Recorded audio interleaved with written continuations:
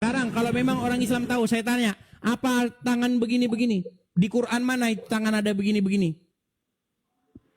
Di hadis Benar nggak ada, ada saudara. kalau sholat tangan begini?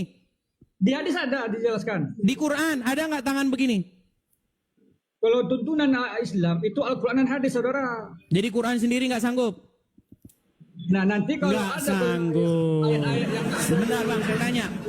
Quran, jelas lagi di hadis. bang dengerin bang. Al-Quran sanggup tidak menuntun orang Islam untuk sholat? Sanggup. Oke, di mana dalam Al-Quran suruh begini? Kan tadi saya ada jelaskan, saudara. Gini-gini ada di Quran nggak? Penjelasan di Al-Quran. Sebentar, kalau gini-gini nggak ada di Quran coba nggak? buka hadis. Nggak ada. Nggak ada. Terus gini-gini dapat dari mana? Di hadis, di hadis. Berarti bukan Hadis. tuntunan Al-Quran. Saudara. Nah,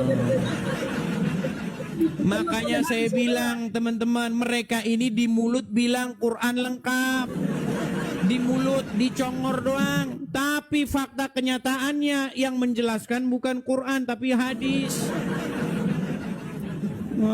Bang, dengerin ya bang ya, dengerin. Kita ini kan bicara ibadah. Gini bang, saya kasih tahu ya.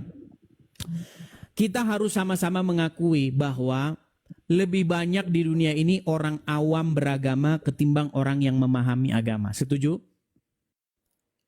Itu baik di Kristen, baik di Islam, baik di Hindu, semuanya sama. Lebih banyak orang awam ketimbang orang yang mengerti. Nah, saya kasih tahu bang.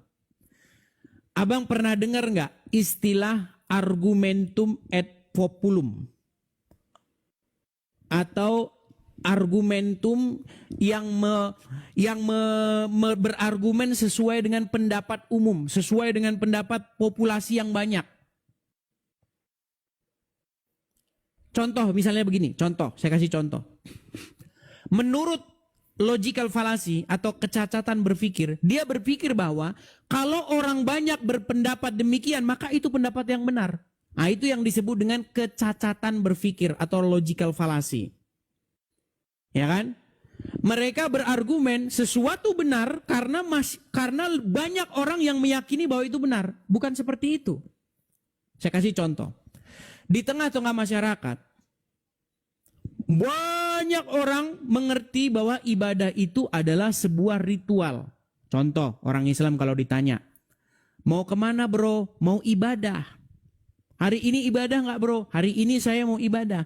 Nah, pengertian di tengah-tengah masyarakat, ibadah itu adalah sebuah kegiatan pergi ke rumah tertentu atau ke masjid atau ke musola, ke langgar. Itu pengertian ibadah menurut masyarakat awam di tengah-tengah umat Islam. Nah, begitu juga menurut masyarakat awam di tengah-tengah orang Kristen. Bro, hari ini lu berangkat ibadah atau enggak? Karena di tengah-tengah masyarakat orang Kristen, ibadah itu artinya pergi ke gereja. Genjreng-genjreng, nyanyi. Ya kan? Itu ibadah menurut orang awam. Padahal sebenarnya tidak sesederhana itu. Ibadah itu bahasa Arab. Kata dasarnya, akar katanya, itu dari kata ya'budu. A'bud. Abdi. Islam bahasa Arab, saudara. Bang, dengar dulu bang, dengar. Itu artinya penghambaan diri. Jadi tidak ada istilah ibadah kita selesai. Nggak ada istilah begitu, itu udah kalimat yang salah. Ibadah kita, hari ini kita tidak beribadah. Itu udah salah sebenarnya. Beribadah atau menghambakan diri itu tidak pernah selesai selama kita masih hidup.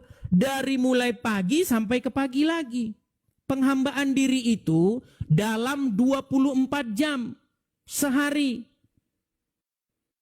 7 kali seminggu. Bukan di jam-jam tertentu. Makanya masih ada istilah. Kalau orang Kristen ibadahnya 1 kali seminggu. Itu maksudnya persekutuan. Melakukan persekutuan. Kalau ibadah itu 24 jam sehari. Karena kata ibadah itu bahasa Arabnya, bahasa Ibraninya itu avodah. Artinya bekerja atau melayani. Melayani Tuhan, menghambakan diri kepada Tuhan itu dalam 24 jam bang. Nah, seperti itu. Nah, sekarang Anda tanya kepada saya, orang Kristen ibadahnya seperti apa? Tata caranya seperti apa? Karena konsep di kepala Anda sudah terbangun bahwa ibadah itu adalah ritual gerakan badan. Makanya saya bilang pertanyaan Anda itu sebenarnya salah.